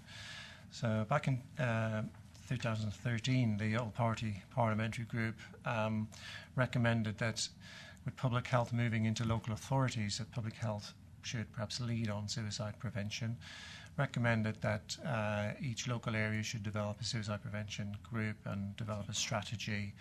At that time, 40-50% of local areas didn't have any group or any strategy at all. So we've had a group in this patch for a number of years now, and then interestingly, the Health Select Committee again had a look at suicide just last year and recommended that the Health and Overview Scrutiny Committees also get involved in this agenda. So as we all know, people around the table will be very familiar with suicide. I'm sure it's touched most people's lives around the table. It's an extremely devastating event. It has wide repercussions and ripples through our communities. In Leicestershire, we get on average about 60 suicides per year, and that rate has remained relatively steady. There's been a very slight increase since 2008 on people presume on the back of economic pressures and a recession, etc. Suicide is predictable in many respects in that it predominantly affects men 3 to 1, and the biggest risk group is young men 35 to 49, but no age group is protected from suicide. So in terms of our work locally, the suicide prevention group I co-chair with a colleague, public health colleague in the city, we basically take our guidance from the National Suicide Strategy, which was produced in 2012 and is regularly updated. And we come together and bring partners together to develop approaches to work collaboratively at a local level to try and prevent suicide. Clearly, as I said earlier, the approaches are very diverse and include working on sort of wider determinants of health, because we know that social factors and so on do have a big bearing on the person's susceptibility. In terms of we have now developed our new sort of strategy for 2017 to 20, and within that we've highlighted priorities around promoting better mental health more generally across LLR, because we know that there is a link clearly between mental health and the susceptibility to suicide.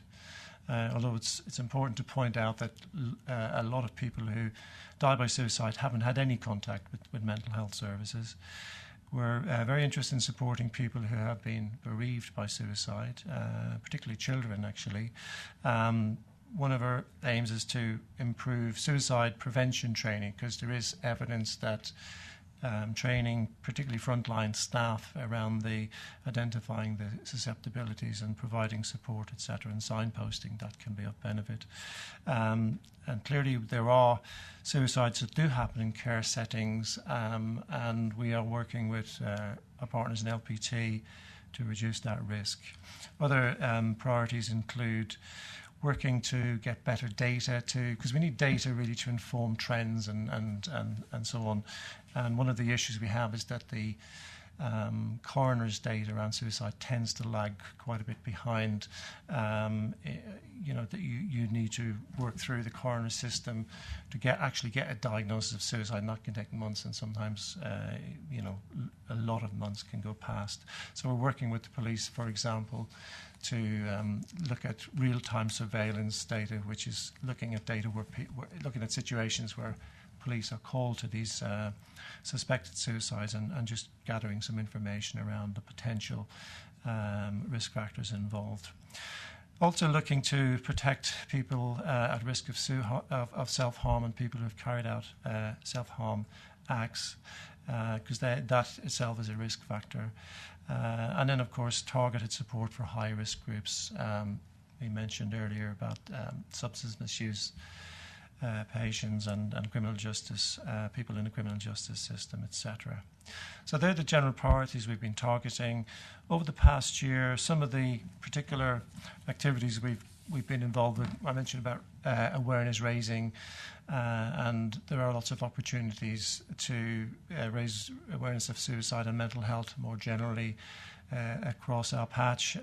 We actually co-commission a mental health first aid training program for frontline staff, where we bring non-medical frontline staff together to learn about mental health and suicide risk in a kind of network partnership environment. Some of you may have heard about the Are You OK program, which is a kind of a local mental health awareness raising anti-stigma campaign, which centres on events locally around the train stations and so on. There's a lot of joint working going on between ourselves and colleagues, for example, in CCGs, to understand some of the background factors around serious incidents. Suicides that happen within healthcare services get flagged up as a serious incident, and they need a response in terms of understanding the reasons and learning from those reasons. I've mentioned here about something called the Stay Alive suicide prevention app, which is something that we've authored and developed with Leicester Partnership Trust, which essentially is laying out a series of options, if you like, for people who are experiencing mental health problems that they can tap into, and resources they can tap into when things are going bad, if you like, in their lives. And there is evidence that that sort of approach can help some vulnerable people in those situations. I've also mentioned a case study here. We were made aware of a local area. I can't name it because of confidentiality issues, but there were 3 or 4 men who took their lives within a relatively short period of time, 3 years, and the community members came and asked us for some help and support, and we basically had a look at what was going on, found out that many of these men were living sort of semi-transient lives, weren't registered with general practice. There were substance abuse and alcohol problems in many cases. So we worked with that particular area and those locality leaders to help to put in place some support mechanisms to help to point to registration, particularly with GPs, etc. And worked very closely with the Samaritans to put in support for potential future residents who might be struggling. So that's a quick run through of some of the activity and some of the initiatives and joint working that we are currently involved in across the various partnerships who are, if you like, tasked with trying to reduce the impact of suicide locally.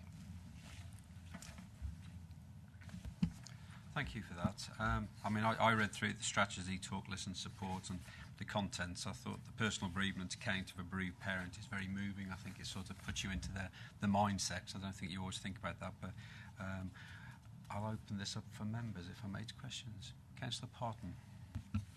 Thank you, Dr. McHugh. What,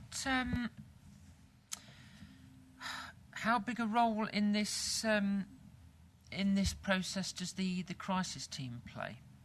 Because obviously, you know, I have a relative who's had numerous suicide attempts, and my experience has been that even in severe ones, it's either a quick visit by the crisis team in hospital, or to be discharged and then see the crisis team.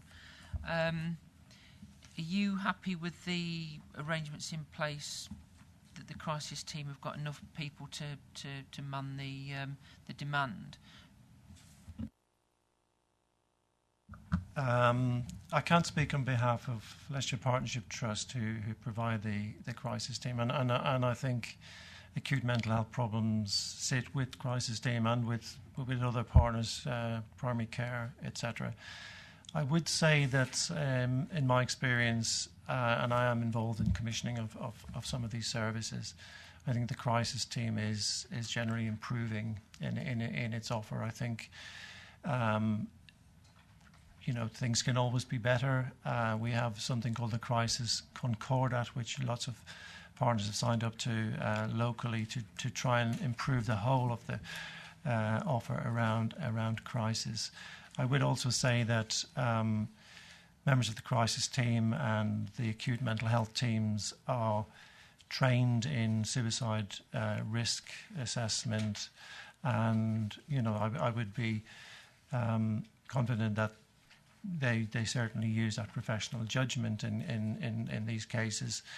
You know, it's you may wonder potentially why people at risk of suicide aren't always admitted to hospital, but really that isn't the solution necessarily for every patient. I think it's a kind of a professional challenge in managing some complex patients around this.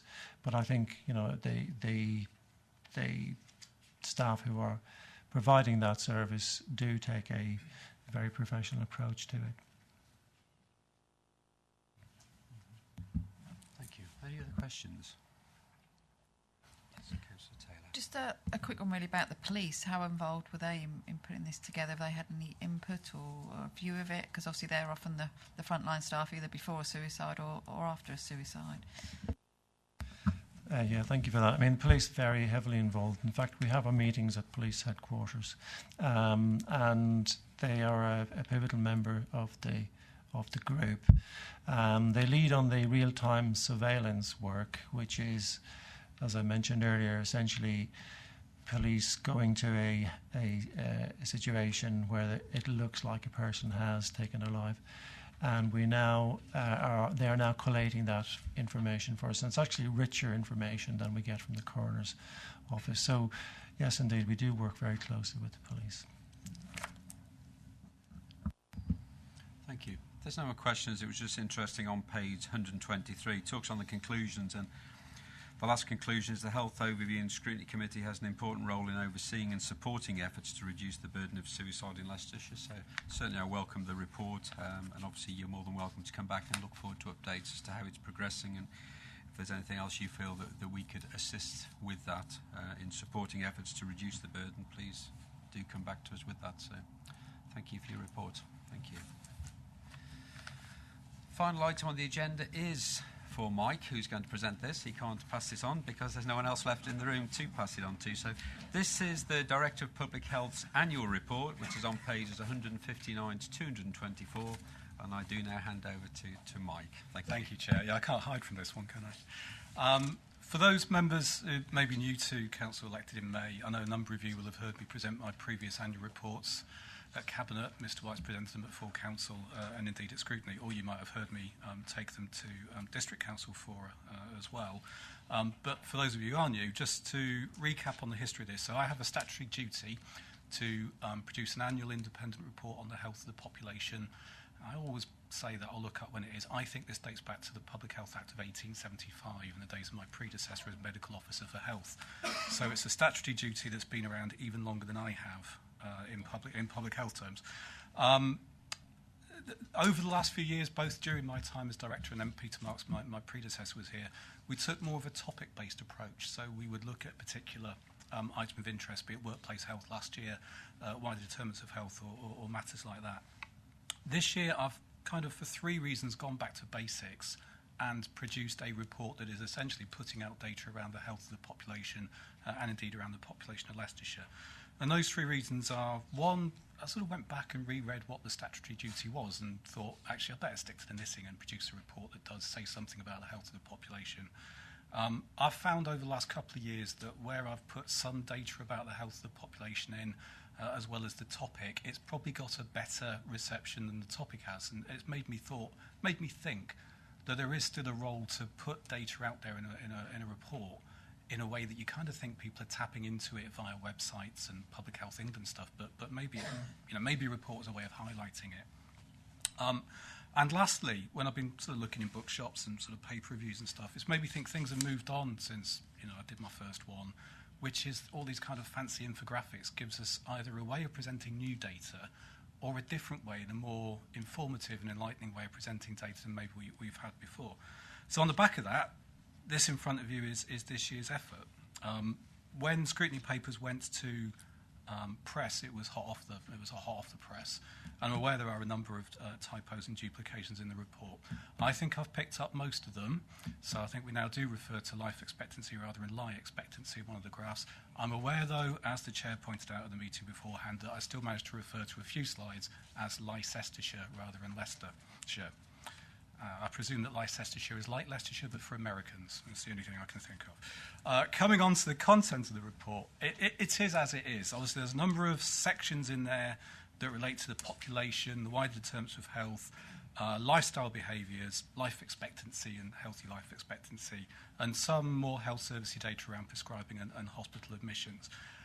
From my point of view, I'd like to think that every slide has something of relevance, either because it's for general interest for members and for members of the public, or maybe more importantly, of interest to a number of organisations across Leicestershire, like the clinical commissioning groups, for them to bear in mind when they're making their commissioning decisions when we're going through the year. There are, though, as always, recommendations from me, and there are a number of areas which I think are important to me as a public health director that I'd be wanting to take forward over the course of next year. So they are, I think, in the order of the slides that present. There is something for me around rurality, because even the data that has been out there for a little while around the index of multiple deprivation, the way it's presented on the slide, which I think is in page 171 of the slide deck, we're kind of familiar with talking about Leicestershire as being a relatively affluent place. It's got patches of deprivation.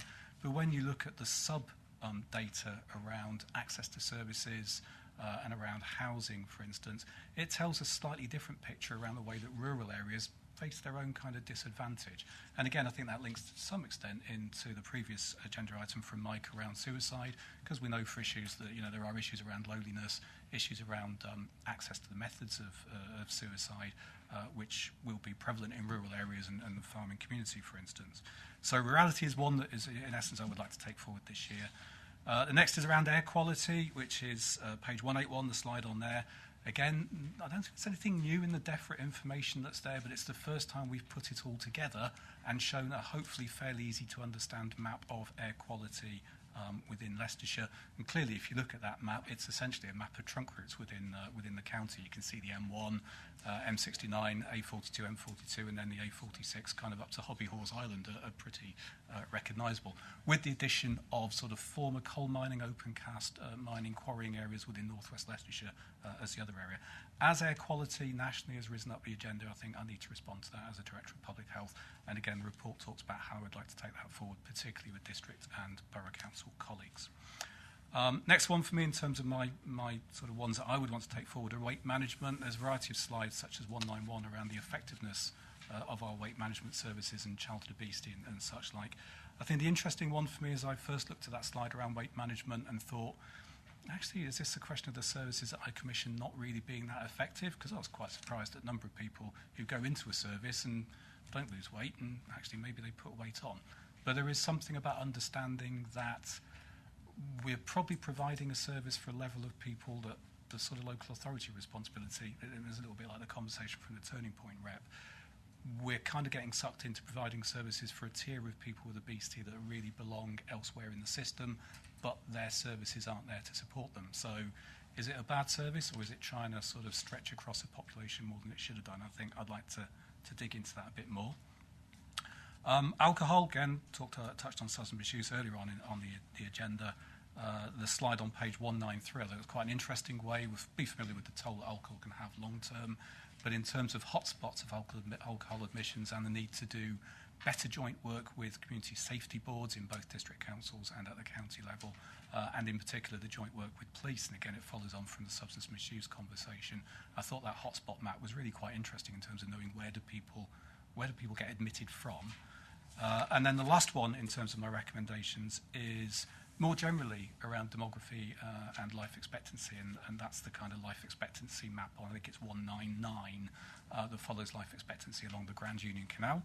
And again, we'll be familiar with demographic change in the county, the rising number of older people, but it's quite interesting to tie that to two things: how life expectancy varies across the county, and then there's another one in there that talks around the gap between life expectancy and healthy life expectancy, because it's those years in ill health or with chronic disease are the ones that really put the burden on three things: pressure on social care, pressure on the health services, but also, again, coming back to the Health Watch point, pressure on carers and on the individual themselves, because they are years where really you'd be wanting to retire and live in good health, but you don't because of the gap between the two. So an awful lot in there. I've highlighted what I think my priorities for this year. There's always an opportunity for me to offer to come out to any organisations and to use the report to hold a mirror up to them and their commission services, I guess. Thank you, Chair. Thank you, Mike. I say a good full report. I mean, the comment on colour is, I think everyone around the table probably felt it was frustrating, went online, and obviously it's still in black and white, so that's it's not going to help. I think that will be really useful to do. So I will look forward to receiving that. So I'll open it up questions for members. Councillor Hack.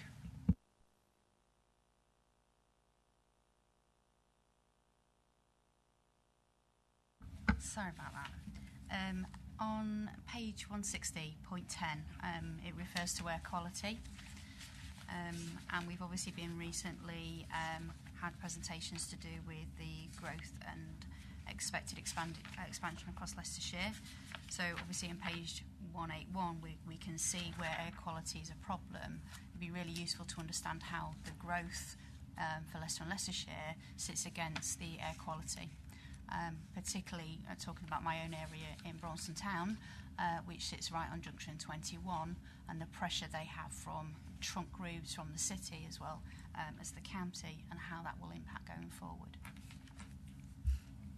Yep, so consultant colleague Rob Howard, who leads on air quality, I think we're probably ahead of the game. In fact, Rob would say he keeps on getting invited to national conferences because of the work that he's done around air quality. So the story for us is in line with a publication that Public Health England have done. First off, know your numbers, and I guess this is the first stage around knowing our numbers. For us across Leicestershire, it looks like it is road transport would be the main driver, but it's not the only one. Talked about quarrying, open cast coal mining. There are other things, little things like planes when they take off from East Midlands Airport, a significant bit. So we're beginning to get a fairly good picture now on what the health impacts are of air quality across Leicestershire, and working with district councils and understanding their numbers. Then there is something about the kind of what can we do about it, and most of this really isn't new powers, certainly not for me, but it's around existing district and borough council powers around permitting, dust control, monitoring, etc., through environmental health departments. The one thing I haven't got, I guess, is outside the district work, is that tie-in with the more kind of sub-regional economic growth plan, and that's actually a good point, I think, that you've made, and maybe I'll pick that up with Tom Pennell as Assistant Chief Executive, just in terms of beginning to think through how can I then raise air quality. Not that development is a bad thing, but making certain that we've kind of mitigated as much as we can where we think there might be a negative impact on health. So yeah, that's a good point. Councillor Taylor. Thank you. Mine's just on page 184, where the school readiness in Leicestershire. My particular issue is the presence of special needs in children, how this affects them with achieving good level of development, because I think without that, then that has a knock-on effect through all of their lives about many of the things we've been talking about today with suicides and things like that, and support for them. So I think that's really important that we give these children with special needs a good level of development early on to stop them accessing services later on in life. So I would like to see a bit more work done around that, and what we can do to support these children to save us money later on in the future, that they're more independent. More than happy to take that one on. Again, that's probably around me working with colleagues in Children and Family Services. I guess from my point of view, I quite like that school readiness slide, and it gives a different way of opening up a conversation around what's important to people. Now, if the answer is actually, that's how do we make certain that gap between those children with an SEN statement are developed and achieve as good a level of development as they can compared to the rest of the population. Good point, well made. Happy to take that forward. Councillor Parton. In terms of the air quality, I in my role as borough councillor, we have an application in Charnwood, and one of the constituents is a drive-through coffee shop, and I queried this with the planning officer about the pollution, and to which he said there was nothing that they could, no legislation that would put a limit on the proliferation of drive-throughs, given that most engines would be running. Is it the sort of thing that, given the figures you've got, you're able to or we're able to use to petition government to maybe look at legislation to try and put a limit on these sort of places being developed? That's an interesting question. I think my response would be, he's probably right that there is no legislation that would mean that you could turn down an application for a drive-through on air quality basis. The thought in my mind is, actually you can't, can you? I mean, voluntarily you can request that people turn off their engines, because there have been issues in a number of bits. I'm thinking in my mind, I heard a Radio 4 programme where it was about people dropping off on the school run who keep their engines running. And I do remember listening to it, and the reporter went up and knocked on the windows, excuse me, do you mind just turning off your window? And not surprisingly, they were met with fairly fulsome effing and jeffing in response. So I don't know if outside of the planning bit, a local authority has got the power to enforce the switching off of engines when cars are stationary. I'd have to check that. But it's probably down to a line of voluntary persuasion on people to switch off whilst they're queuing. I mean, again, the look on your face would suggest that's not an awful lot, and you're quite right. We are in a level where the government have raised expectations around air quality, but they haven't given us any extra powers. So we are stuck with working with what we've got, and it's not necessarily as much as one would want. Certainly not in a county area, because much of the debate has been around congestion charging, London, Sadiq Khan talking about open fires in London and back to enforcing the 56 Clean Air Acts. But we are working with no new powers as this is going up the agenda. So I am a bit stuck to come up with new statutory things to do. Thank you. I'm sure all those people watching this live are wondering what Councillor Parton's face portrayed, but Dr Hill, thank you. Thank you, Chair. Well, as usual, this soothes my inner nerd, because I sit there and I think, it won't take long to read this, and then you're an hour or two later, you think, well, this is interesting. So there's lots in here.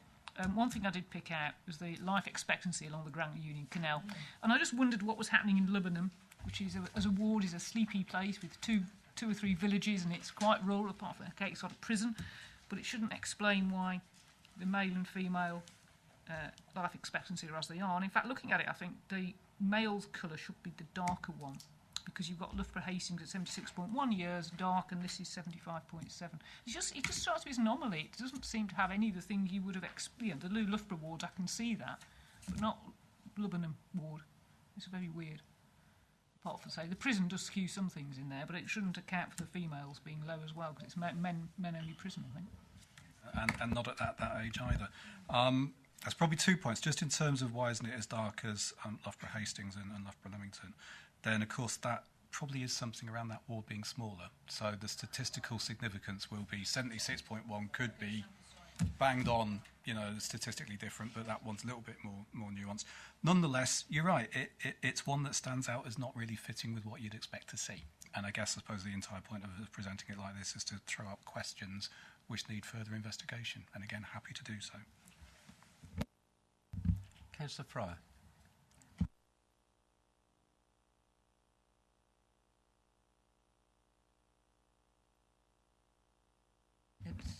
Some of this will self-reduce with cars stationary. There are a number of cars, albeit a bit expensive at the moment, that as soon as you stop, turn their engines off, and then restart them once you press the accelerator.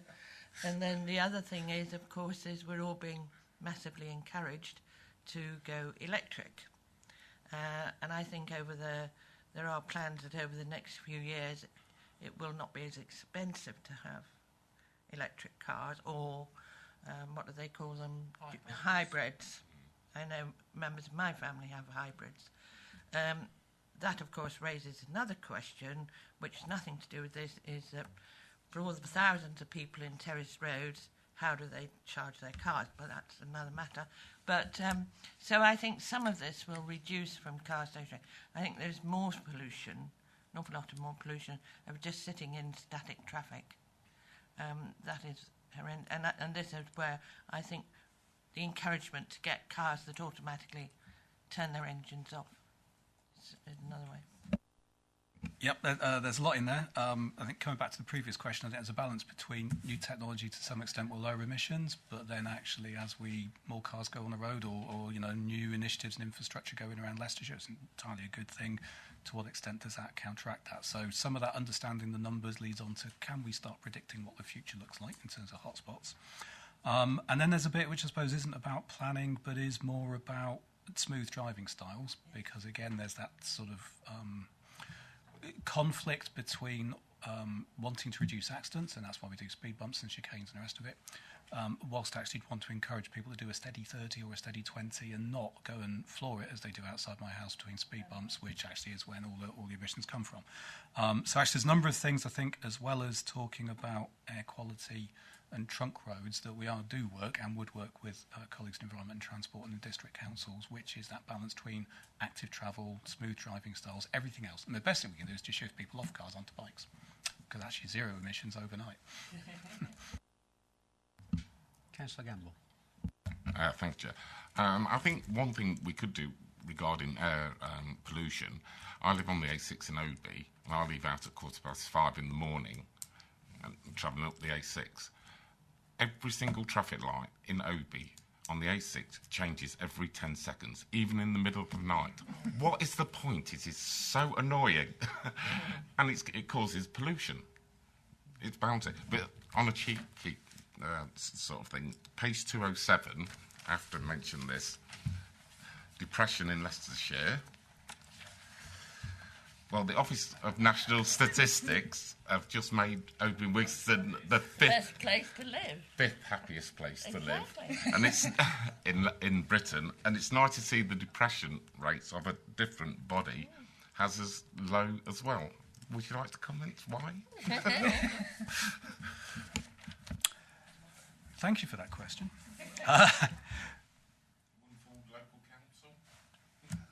Who knows? I couldn't possibly comment. It is interesting more generally that actually the depression in Leicestershire is one of the ones. I mean, Mike's still here. I don't know if you want to comment, Mike, or not, but clearly across Leicestershire, in terms of what's picked up via GP registers, then all bar Oadby and Wigston has got a higher level, a statistically higher level of depression being picked up across all districts in Leicestershire than the national average.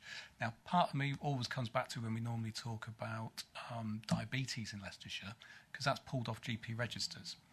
So the flip side is, no, I won't make a comment about Oadby and Wigston GPs, but is that because GPs in Leicestershire generally are better at diagnosing depression and entering people on their depression registers? So there is potentially a confounding factor, but it is one of those slides that generally, outside of Oadby and Wigston, looks darker for Leicestershire than you'd expect. Okay, no more questions from members. Can I just say, I mean, if I draw members' attention, I mean, obviously the report I think is welcomed, and obviously on page 164, Mike has his recommendations and summary.